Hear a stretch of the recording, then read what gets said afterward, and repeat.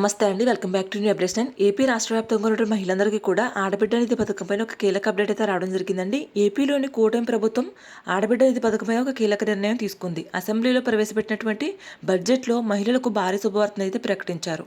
రైతులతో పాటుగానే మహిళల యొక్క ఆర్థిక అభివృద్ధికి కూడా బడ్జెట్లో కూటమి ప్రభుత్వం పెద్దపీట వేసింది. ఆంధ్రప్రదేశ్ రాష్ట్ర వార్షిక బడ్జెట్ 2026-27 అసెంబ్లీ వేదికగా ఫిబ్రవరి 14వ తేదీన ఆవిష్కృతం చేశారు. శనివారం ఉదయం 11:15 ఆర్థిక మంత్రి పయ్యవుల కేశవ్ గారు రాష్ట్ర బడ్జెట్ను శాసనసభలో ప్రవేశపెట్టారు. రాష్ట్ర ఆర్థిక పరిస్థితిని గాడిలో పెడుతూనే ప్రజా సంక్షేమమే ధ్యేయంగా ప్రభుత్వం ఈ బడ్జెట్ను రూపొందించినట్లు తెలుస్తోంది.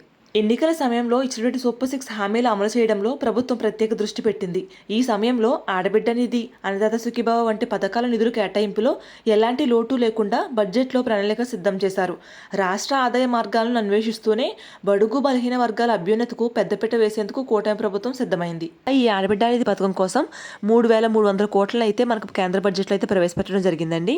దీనిలో భాగంగా బీసీ మహిళల కోసం 1,069.78 కోట్ల రూపాయలను, అదేవిధంగా వెనుకబడిన వర్గాల వారికి 629.37 కోట్లను, మైనారిటీ మహిళలకు 83.79 కోట్లను, ఇంకా మిగిలిన మొత్తాన్ని ఎస్సీ, ఎస్టీ వర్గాల మహిళల కోసం అయితే కేటాయించడం జరిగిందండి.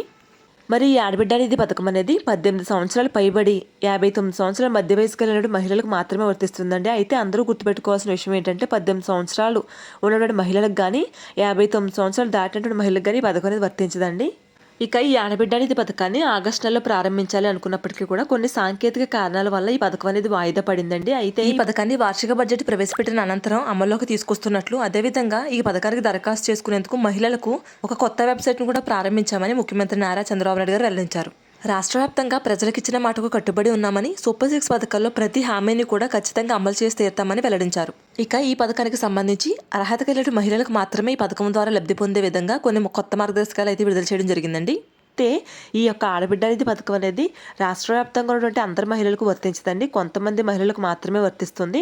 అదేవిధంగా దీంతో పాటుగా డ్వాక్రా మహిళలకు కూడా అదిరిపోయి శుభవార్త అయితే ప్రకటించారు సీఎం చంద్రబాబు గారు. ఇక ముందుగా ఈ ఆడబిడ్డ నిధి పథకం అనేది ఎవరెవరికి వర్తిస్తుంది, ఎప్పుడు ఈ పథకాన్ని ప్రారంభిస్తున్నారు, ఏ విధంగా దరఖాస్తు చేసుకోవాలి, ఎవరు అర్హులు, ఎవరు అనర్హులు, చివరి తేదీ ఎప్పుడనే పూర్తి సమాచారాన్ని డీటెయిల్గా ఎక్స్ప్లెయిన్ చేస్తానండి. వీడియోని ఎక్కడా కూడా స్కిప్ చేయకుండా మొదటి నుంచి చివరి వరకు క్లియర్గా వినండి. అప్పుడు మీకు ప్రతి పాయింట్ అనేది అర్థమవుతుంది. అదేవిధంగా వీడియోని చిన్న లైక్ ఇవ్వడం ద్వారా ఖచ్చితంగా 10 మందికి అయితే ఉపయోగపడుతుందండి. ఇక వీడియోని మీ ఫ్రెండ్స్ అండ్ ఫ్యామిలీకి ఫేస్బుక్ మరియు వాట్సాప్ ద్వారా షేర్ చేస్తే వారు కూడా ఈ యొక్క ఇన్ఫర్మేషన్ తెలుసుకునే అవకాశం అయితే ఉంటుందండి. ఇక వీడియోలో ఉన్నటువంటి ఇన్ఫర్మేషన్ చూసుకున్నట్లయితే కనుక మహిళా సంక్షేమం కోసం బడ్జెట్లో కూటమి ప్రభుత్వం భారీగా కేటాయింపులు చేసింది. ముఖ్యంగా 18 సంవత్సరాలు పైబడిన ప్రతి మహిళకు కూడా నెలకు 1,500 రూపాయలు చొప్పున అందించేటువంటి ఆడబిడ్డ నిధి పథకంపై బడ్జెట్లో ప్రభుత్వం కీలక ప్రకటన చేసింది. ఈ పథకం అమలు కోసం అవసరమైన భారీ నిధులను ప్రభుత్వం సిద్ధం చేసింది. దీంతో పాటు దీపం పథకం 2.0, ఉచిత గ్యాస్ సిలిండర్ల పంపిణీ, శ్రీశక్తి కార్యక్రమాలకు కూడా ప్రత్యేక నిధులు కేటాయించారు. ఎన్నికల ప్రచారంలో భాగంగా మేము అధికారంలోకి వస్తే ప్రతి పథకాన్ని కూడా అమలు చేస్తామంటూ సూపర్ 6 పథకాలను అయితే అమలు చేయడం జరిగిందండి. ప్రతి పథకాన్ని కూడా సూపర్ హిట్ అనే విధంగా ఒక్కొక్క పథకాన్ని ఒక్కో నెల అమలు చేసుకుంటూ వస్తున్నారండి. ఈ సూపర్ 6 పథకాల పేరట అత్యధిక మెజారిటీలో మహిళల కోసం ఈ యొక్క సంక్షేమ పథకాలు అనేవి రూపొందించడం జరిగిందండి. మహిళలకు 3 ఉచిత గ్యాస్ సిలిండర్లు అయితే పంపిణీ చేయడం జరిగిందండి. దీంతో పాటుగానే మహిళలకు స్వాతంత్ర దినోత్సవం సందర్భంగా ఆగస్టు 15వ తేదీన ఉచిత బస్సు ప్రయాణం అయితే కల్పించారు. ముందుగా ఈ పథకానికి మీరు దరఖాస్తు చేసుకోవాలంటే ఎటువంటి అర్హతలు కలిగి ఉండాలనే విషయం చూసుకుందామండి.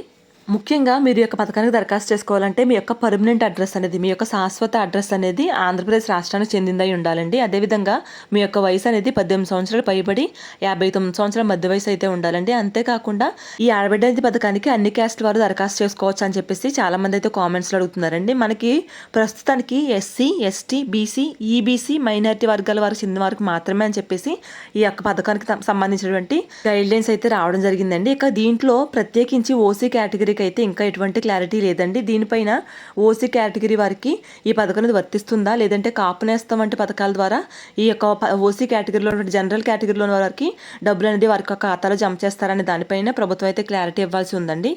మహిళలకు ఆర్థికంగా మద్దతు ఇవ్వడమే కాకుండా వారి కుటుంబ ఆదాయాలను కూడా పెంచడమే లక్ష్యంగా ఇక ఈ పథకం ద్వారా ప్రతి మహిళల ఖాతాల్లోకి ఒకేసారి 18,000 రూపాయలను డీబీటీ రూపంలో అయితే జమ చేయబోతున్నారండి.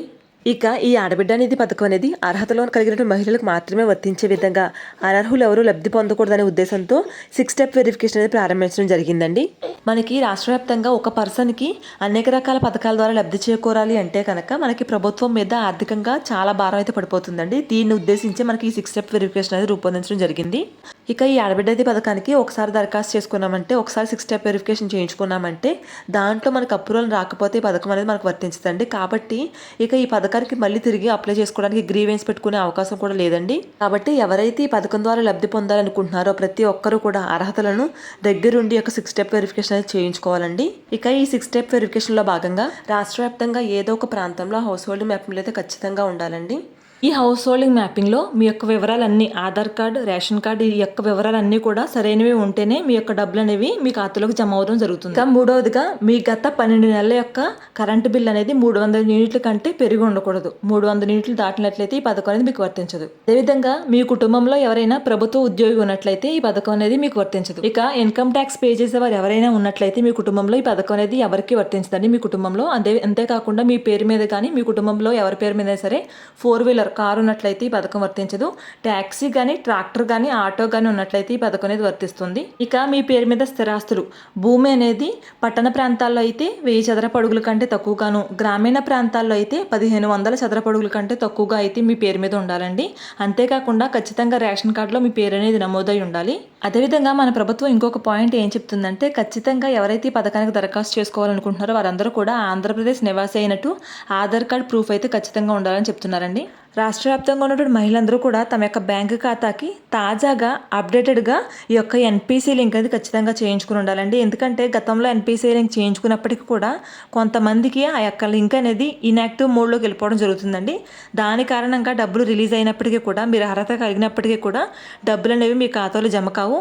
ఇదే పరిస్థితి తల్లికి వందనం పథకం విషయంలో జరిగిందండి. చాలామందికి ఈ యొక్క తల్లికి వందనం విషయంలో డబ్బులు రిలీజ్ చేసినప్పుడు తమ ఖాతాలో డబ్బులు అనేవి జమ కాలేదండి. ఎప్పుడైతే ఈ యొక్క ఇన్యాక్టివ్ మోడ్లో నుంచి ఆ యొక్క ఎన్పిసి లింక్ అనేది యాక్టివ్ మోడ్లో పెట్టుకుంటారో ప్రభుత్వం అనేది వారందరికీ కూడా రెండో అవకాశం ఇవ్వడం జరిగింది. వారికి రెండోసారి డబ్బులని విడుదల చేయడం కారణంగా డబ్బులు అనేవి తమ ఖాతాలో జమ అయ్యాయి. రాష్ట్ర వ్యాప్తంగా ఉన్నటువంటి మహిళలందరూ కూడా ఆర్థికంగా అభివృద్ధి చెందాలనే ముఖ్య ఉద్దేశంతో ఈ వార్షిక బడ్జెట్లో మహిళల కోసం అధిక మొత్తం నిధులు కేటాయించామని, ఇక ఈ ఆడబిడ్డ నిధి పథకాన్ని ఈ నెలాఖరికల్లా ప్రారంభించబోతున్నామని మంత్రి పయ్యావుల కేశవ్ గారు అధికారికంగా ప్రకటించడం అయితే జరిగిందండి. ఇక ఈ వార్షిక బడ్జెట్లో మహిళలకు ఆడబిడ్డ నిధి పథకంతో పాటుగానే డ్వాక్రా మహిళలకు కూడా 2 శుభవార్తలు అయితే ప్రకటించడం జరిగిందండి.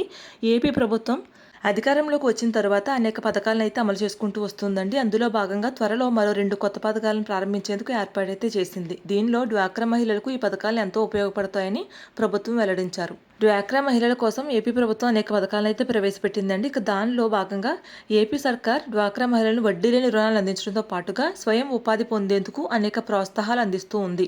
అలాగే వీరు తయారు చేసే ఉత్పత్తులను మార్కెటింగ్ సదుపాయం కల్పిస్తుంది. ఈ క్రమంలో డ్వాక్రా మహిళల కోసం త్వరలోనే మరో 2 కొత్త పథకాలను ప్రారంభించేందుకు చంద్రబాబు సర్కార్ సిద్ధమైంది. మార్చి 8వ తేదీన మహిళల దినోత్సవం సందర్భంగా 2 పథకాల ద్వారా డబ్బులను మహిళల ఖాతాలోకి జమ చేయబోతున్నారు. రాష్ట్ర వ్యాప్తంగా డ్వాక్రా మహిళల కోసం ఎన్టీఆర్ విద్యాలక్ష్మి, ఎన్టీఆర్ కళ్యాణలక్ష్మి పథకాలను ప్రభుత్వం మార్చి 3వ తేదీ నుంచి ప్రారంభించబోతున్నారు. ఈ పథకాల్లో భాగంగా డ్వాక్రా మహిళల కుటుంబంలోని పిల్లల చదువులు, వివాహాలకు స్త్రీనిధి బ్యాంక్ ద్వారా ₹1,00,000 వరకు రుణం అందజేస్తారు. కేవలం పావలా వడ్డీతో ఈ రుణాలు మంజూరు చేయనున్నారు. వీటిని ఈఎంఐ రూపంలో చెల్లించవచ్చు. 48 వాయిదాల్లో వీటిని చెల్లించాల్సి ఉంటుంది. ఈ లోన్ పొందేందుకు పెద్దగా డాక్యుమెంట్స్ కూడా అవసరం లేదు. పెళ్లికి లోన్ పెట్టేందుకు కేవలం లగ్నపత్రిక, పెళ్లి ఖర్చు అంచనా సమర్పిస్తే సరిపోతుంది. అనంతరం వెంటనే బ్యాంక్ అకౌంట్లో డబ్బులు జమ చేస్తారు. ఈ 2 పథకాల అమలుకు 2,000 కోట్ల వరకు ఖర్చు అవుతుందని ప్రభుత్వం అంచనా వేసింది. ఈ పథకాల ద్వారా లబ్ధి పొందాలంటే డ్వాక్రా గ్రూప్లో సభ్యురాలై ఉండాలి. ఇక కనీసం 6 నెలల పాటు డ్వాక్రా గ్రూప్లో సభ్యురాగా కొనసాగి ఉండాలి. అలాగే బయోమెట్రిక్ డీటెయిల్స్ ఆధారంగా ఈ పథకాలు అమలు చేస్తారు. మార్చి 3న సీఎం చంద్రబాబు చేతుల మీదుగా ఈ పథకాలు ప్రారంభం కానున్నాయి. గతంలోనే ఈ పథకాలను ప్రారంభించాల్సి ఉన్నప్పటికీ కొన్ని కారణాల వల్ల ఈ పథకాలు నిలిపివేశారు. మార్చి 8వ తేదీన మహిళా దినోత్సవం సందర్భంగా ఈ తేదీ కంటే ముందుగానే ఈ 2 పథకాలను ప్రారంభించేందుకు ప్రభుత్వం సిద్ధమైంది. ఈ పథకాల కింద డ్వాక్రా మహిళలకు ₹10,000 నుంచి ₹1,00,000 వరకు రుణం ఇస్తారు. వడ్డీ పావలా మాత్రమే. అంతేకాదు యానిమేటర్లకు ఉచితంగా ఫోన్లు కూడా అందజేస్తున్నారు. అయితే ఈ పథకాలకు సంబంధించి పావలా వడ్డీ ద్వారా వచ్చేటటువంటి ఆదాయంలో 50% తిరిగి డ్వాక్రా మహిళ సంఘాల బలోపేతానికి ఉపయోగిస్తారు. మిగిలినటువంటి 50% స్త్రీనిధి ఉద్యోగులకు వినియోగిస్తారు. అయితే ఈ పథకంలో రుణం తీసుకున్న లబ్ధిదారులు ప్రమాదంలో చనిపోతే ఆ రుణాన్ని మాఫీ చేస్తారు. ఇక ఇప్పటికే వార్షిక బడ్జెట్లో మహిళలకు ఈ పథకాలకు సంబంధించి నిధులైతే కేటాయించడం జరిగిందండి. రాష్ట్ర వ్యాప్తంగా ఉన్న మహిళలకు మార్చి మొదటి వారంలోనే ఈ పథకాల ద్వారా డబ్బులైతే తమ ఖాతాలోకి జమ కాబోతున్నాయండి. అటు ఆడబిడ్డ పథకం ద్వారా, అదేవిధంగా డ్వాక్రా మహిళలకు విద్యాలక్ష్మి మరియు కళ్యాణలక్ష్మి పథకాల ద్వారా డబ్బులైతే తమ ఖాతాలో జమ చేయబోతున్నారు. ఈ విధంగా ప్రభుత్వం ప్రవేశపెడుతున్న ప్రతి పథకానికి సంబంధించిన పూర్తి ఇన్ఫర్మేషన్ ఎప్పటికప్పుడు మన ఛానల్ ద్వారా మీ అందరికీ అందిస్తూ ఉంటానండి. దీనికోసం మన ఛానల్ తప్పకుండా సబ్స్క్రైబ్ చేసుకోండి. వీడియోని లైక్ చేసి మీ ఫ్రెండ్స్ అండ్ ఫ్యామిలీకి షేర్ చేయండి. Thanks for watching.